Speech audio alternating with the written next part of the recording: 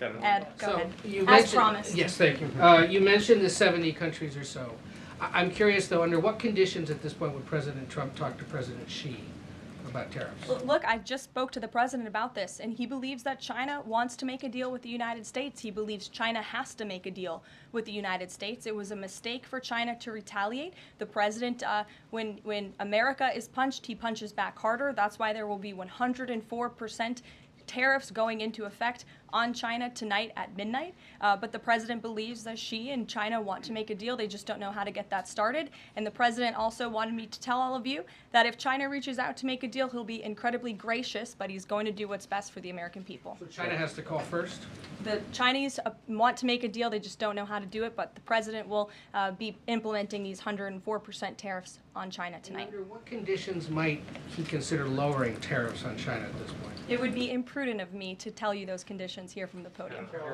Sure, Gabe. Thanks, Caroline. With regards to the Supreme Court ruling on the Alien Enemies Act, you're right, it was a win for the administration, but the justices also said that deportees are entitled to due process. Does the administration agree with that? That's not quite true, Gabe. They said that they are entitled to a habeas petition, and we are going to continue to comply with the law, and we are wholly confident that every single person that has been deported under the Alien Enemies Act, every person that will continue to be deported under the Alien Enemies Act qualifies for that deportation. NBC News is reporting that the administration is considering drone strikes on drug cartels in Mexico. We're citing several officials. This morning, Mexico's president was asked about that, and she said that we reject any of those actions. Your response? I saw that reporting. I don't want to confirm it from this podium. I don't want to comment on it because I'm not sure, but I would defer you to the National Security Council.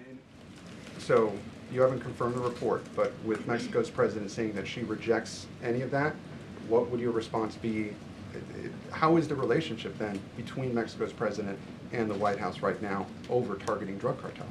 Well, first of all, the relationship between President Sheinbaum and President Trump is quite good, and I think both world leaders would tell you that.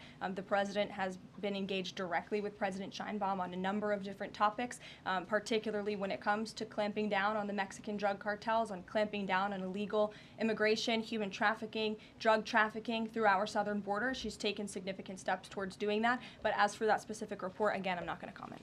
Caroline, two questions on trade.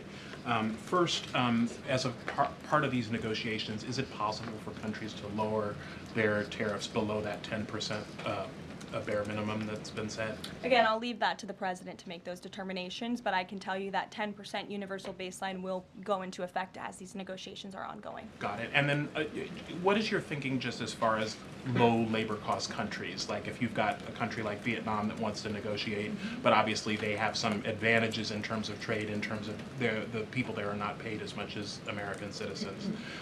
What is kind of the thinking? Can they still achieve a good kind of trade outcome with the United States? Well, again, you're right to point out that different countries have different labor markets. They have different skills, if you will, different resources, and the president is going to take all of that into account. His team will take all of that into account when they're negotiating these deals. I do just want to point out one thing, that the president, everybody in Washington, whether they want to admit it or not, knows that this president is right when it comes to tariffs and when it comes to trade. In fact, Democrats have long said that the United States of America has been ripped off by the countries around the world. They just don't want to admit it now because it's President Trump who is saying that. In June of 1996, Nancy Pelosi spoke on the House floor. She urged her colleagues at the time to fight against the status quo trade policies that had contributed to America's trade deficit with China.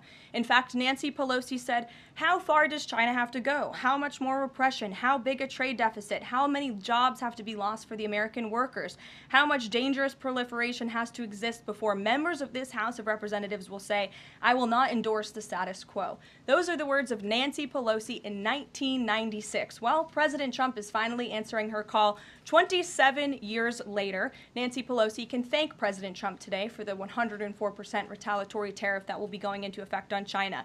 In 2007, Chuck Schumer spoke of our nation's crippling trade deficit, saying, "These are the kinds of records the American people don't want us to be breaking.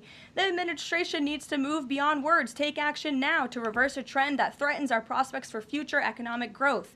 And Chuck Schumer said that in 2007. Finally, in 2025, President Trump is taking action. Recently defeated Democrat Sherrod Brown said on deficits in 2012 that our deficit then at China had reached an all-time high, and it was on pace to recede last year's record. The trade deficit had cost American workers millions of jobs at the time. These are the words of Democrats years ago. It is about time America finally has a president who is taking action to restore those millions of jobs back to the United States of America, to boost our manufacturing industry. He's doing what's right for the American people. It will take a lot of labor. It will take a lot of effort. But that's exactly what the American people elected this president to do. He will be talking about our energy agenda at 3 o'clock today over in the East Room, as you all know. He will be signing a bill to unleash the might of our beautiful, clean coal industry in this country, which is a reliable energy source also for AI. There's a great story in Bloomberg today, actually, about the executive order that will be signed later. So we'll see you all there. I'll let the president speak more. We'll see you later. Thanks, guys.